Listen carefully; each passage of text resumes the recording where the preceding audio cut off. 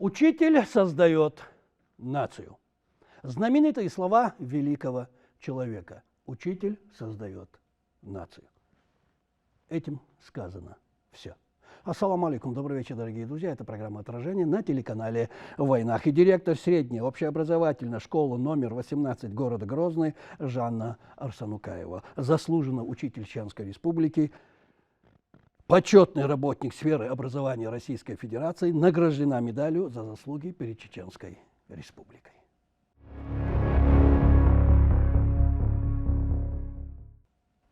Маршал, перед началом нашего разговора позвольте мне от себя и от нашей телерадиокомпании поздравить вас с Днем Учителя. Всех вам благ. Учитель – это действительно звучит гордо и с уважением.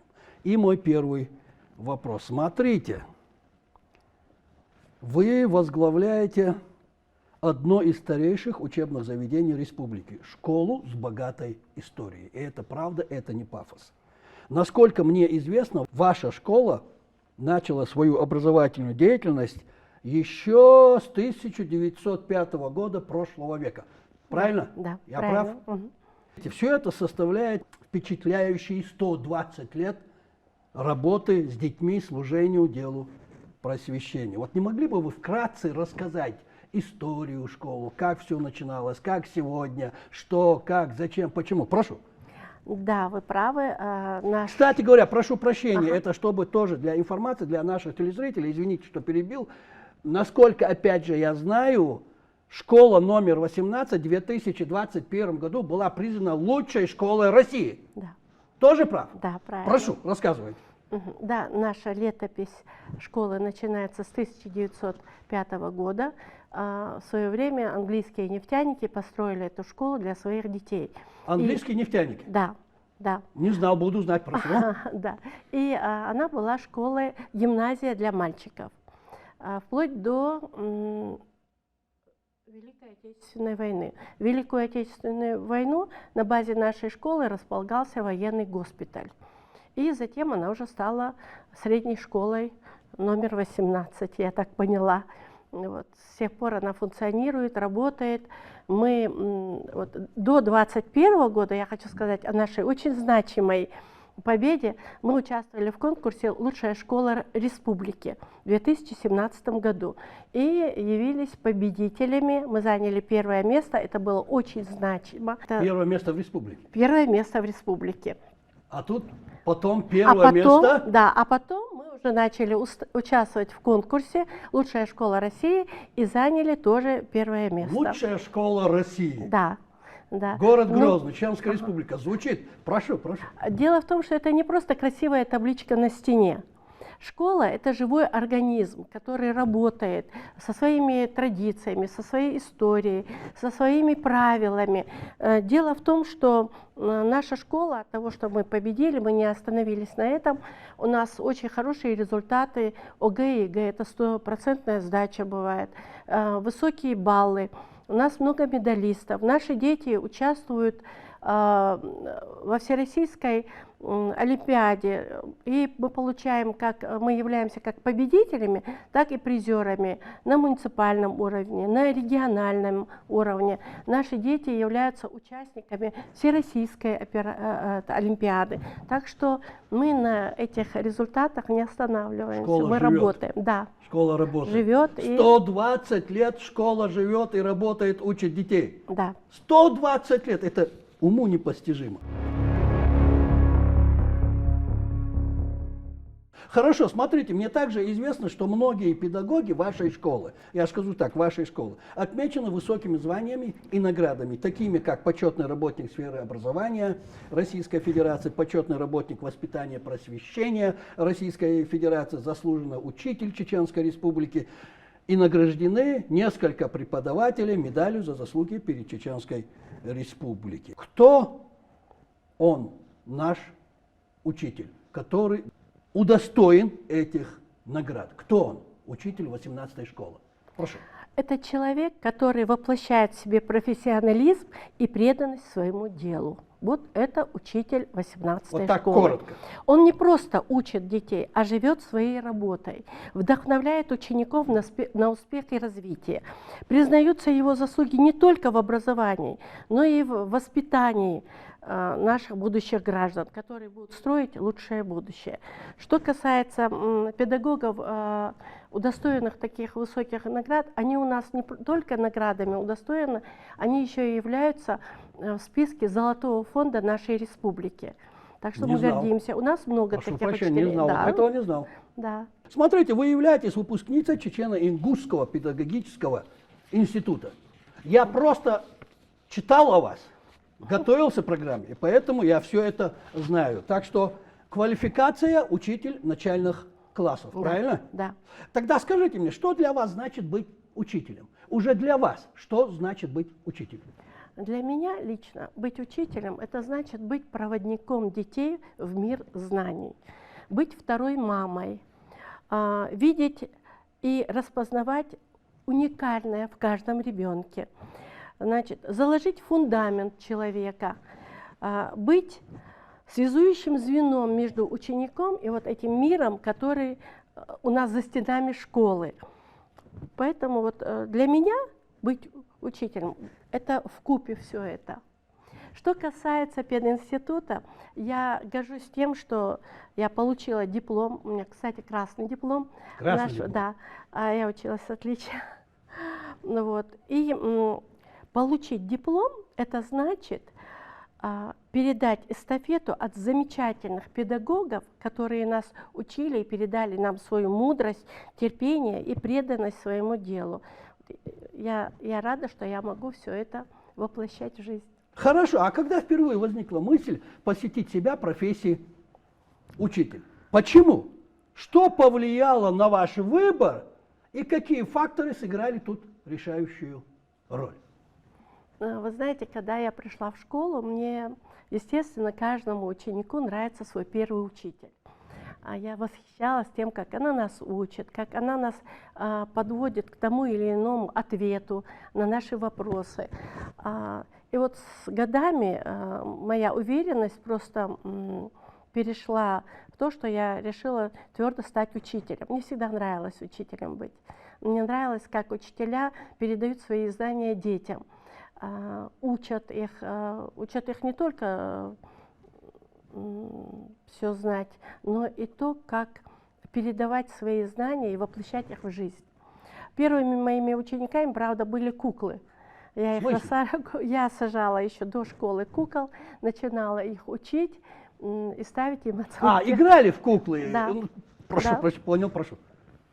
Вот. Ну, это и определило мой выбор профессии.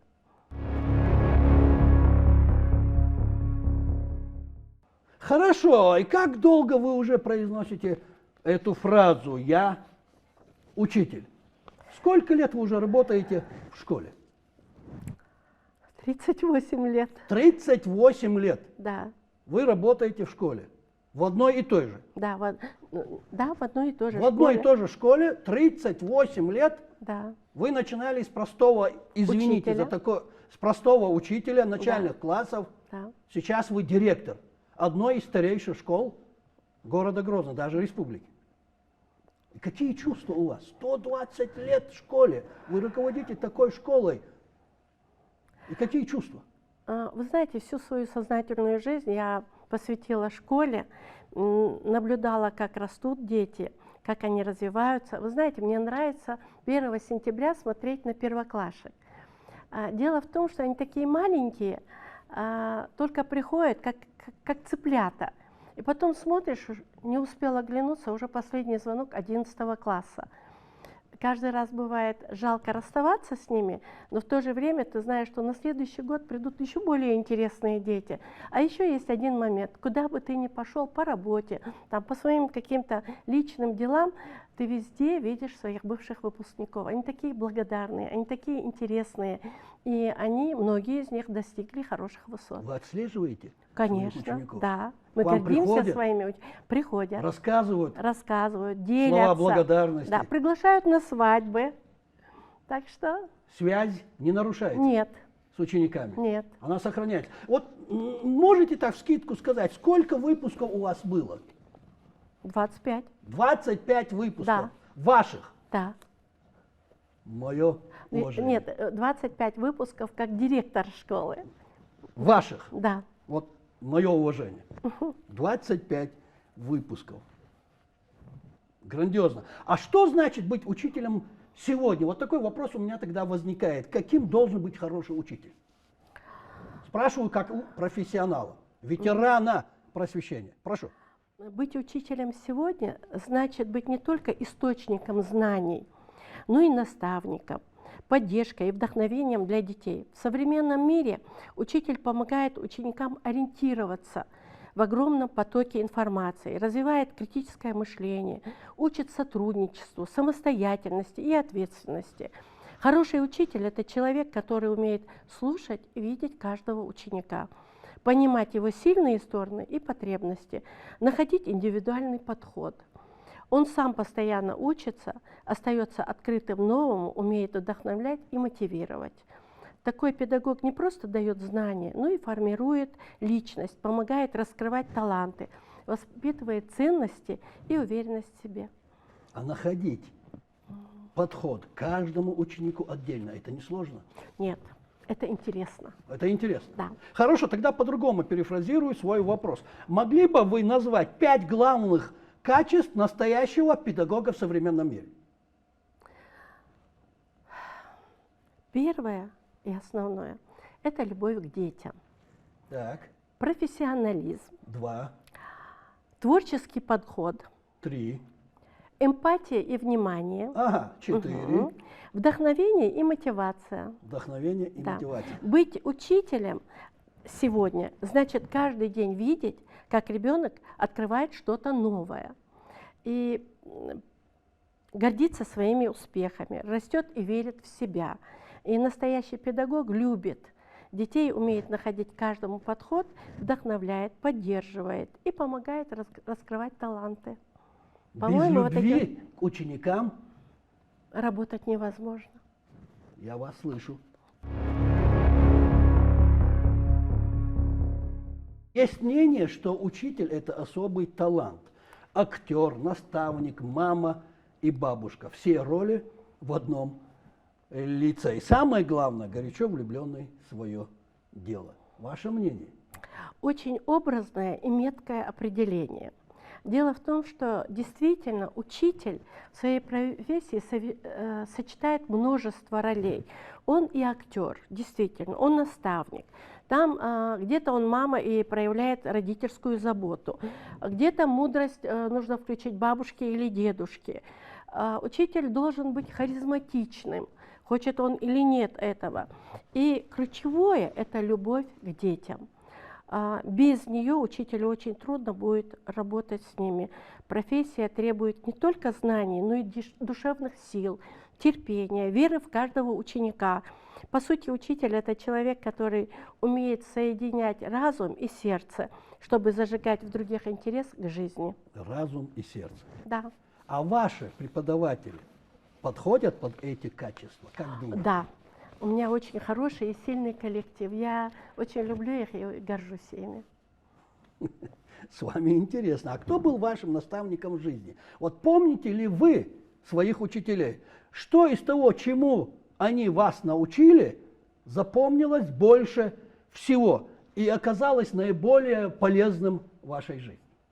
Вы знаете, у нас было очень много хороших учителей, но эталоном учителя и руководителя для меня осталась Тютчева Галина Александровна. Она была директором школы на то время, когда я училась в этой 18-й. 18-я. Вы учились в Да, 18-й школе? я выпускница 18-й школы, да. Вот такие открытия сегодня. Да. Вы директор школы, которые сами учились, получили среднее образование, получается. Да. И я очень болезненно отношусь ко всем нашим ошибкам. Поэтому, наверное, Тютчева Галина Александровна, она была прекрасным учителем истории. Она так интересно, красиво нам все рассказывала. Она заставляла нас невольно включиться в работу. искать дополнительно материал для ответа на уроках. И она была прекрасным руководителем. В школе был идеальный порядок. Нам очень нравилось, когда она заходила, когда она ходила по коридорам. Она для меня осталась эталоном. Я в своей трудовой деятельности, когда начала работать директором, я старалась во многом походить на нее. Это ваш эталон учителя, Да, можно так сказать? да. А какие знания и умения вы, как учитель, сумели передать своим ученикам? Вот такой вопрос. Вы знаете, я не только должна была и передаю предметные знания, но и помогать ученикам развивать мышление, самостоятельность и ответственность. Кроме того, важной частью моей работы было и воспитание ценностей, трудолюбие, честность, стремление к знаниям и уверенность в своих силах. Мои ученики уходят из школы не только с багажом знаний, но и с навыками, которые помогают им в жизни и дальнейшей профессиональной деятельности. Но вот на сегодняшний день это называется функциональная грамотность. Учитель старой школы, как говорится. Да. Это есть. И, наконец, может быть, самый главный вопрос, который я хочу вам задать. Что самое трудное в вашей профессии? За что вам, как учителю, бывает обидно? Самое трудное в профессии учителя – это найти подход к ученику. Потому что каждый ребенок, он индивидуум. Он приходит со своим характером, со своими проблемами. Особенно, когда сталкиваешься вот с разными характерами и трудностями в обучении или жизненными проблемами детей. А их в одном классе 30, да, 40. 40. У нас в основном 40. Есть классы и 41. Иногда бывает тяжело видеть, что усилия не сразу дают те результаты, которые ты бы хотел. Ребенок может ошибиться, потеряться там или потерять В угол интерес. часто ставите? Нет, сейчас не принято ставить в угол. Не принято? Нет. Ну, тут есть над чем подумать. Да.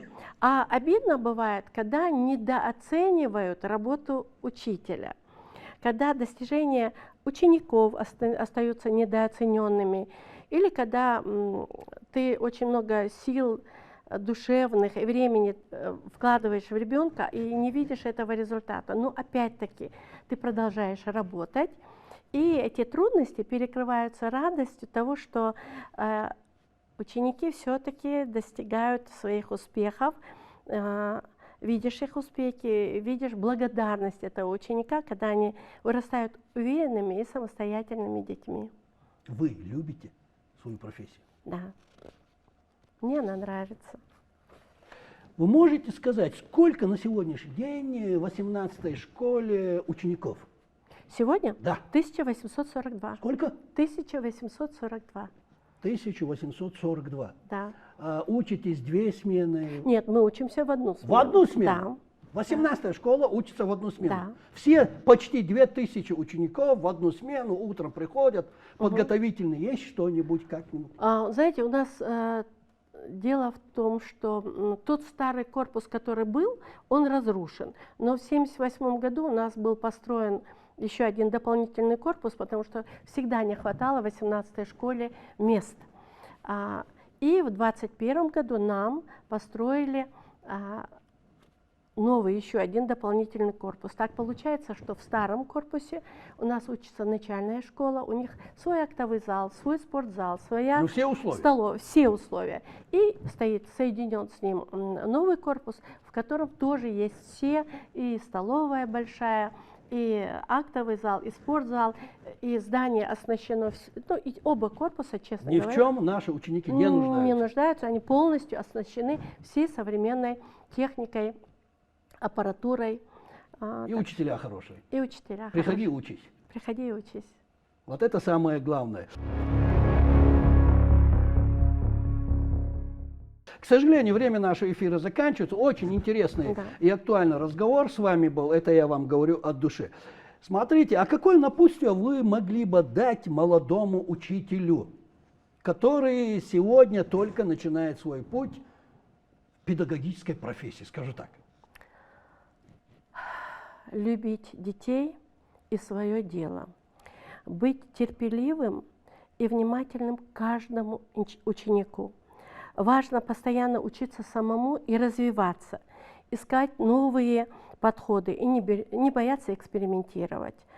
Не забывать, что профессия учителя – это не только передача знаний, но и формирование личности, поддержка и вдохновение детей. Радость и успехи детей, учеников, станут главной наградой, а каждый трудный момент – ценным опытом и уроком для начинающего учителя. Хорошие слова. А никогда не было такого желания бросить все?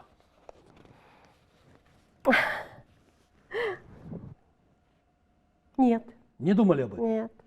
Вопрос снимается. И у вас есть 30 секунд, если желаете, поздравить всех учителей нашей республики, своих коллег с Днем Учителя. Камера ваша, и у вас 30 секунд. Прошу. Дорогие коллеги, поздравляю вас с нашим общим праздником, Днем Учителя. Желаю каждому из вас неиссякаемой энергии, вдохновения и терпения, любви и к детям и веры в их силы. Пусть ваши уроки приносят радость, а ученики радуют успехами. Спасибо за ваш труд, за сердце, которое вы отдаете детям, за то, что делаете этот мир лучше. Счастья, здоровья и новых свершений каждому учителю. Спасибо. Спасибо, что пришли, ответили на наши вопросы, высказали свое мнение. Удачи вам в вашем нелегком, но очень важном и нужном деле. С праздником вас, учителя Чеченской Республики.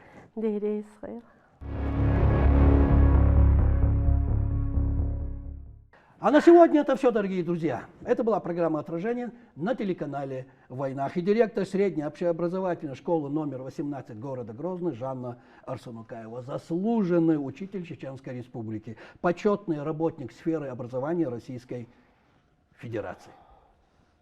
Я лишь скажу одно, а точнее, я хочу присоединиться ко всем словам поздравления и пожелания нашего дорогого гостя и от себя добавить. Удачи вам, учителя, всех вам благ и самое главное, мирного неба над головой. И напоследок, не забывайте, не бывает плохого отражения у времен и народов. Плохое отражение бывает у людей.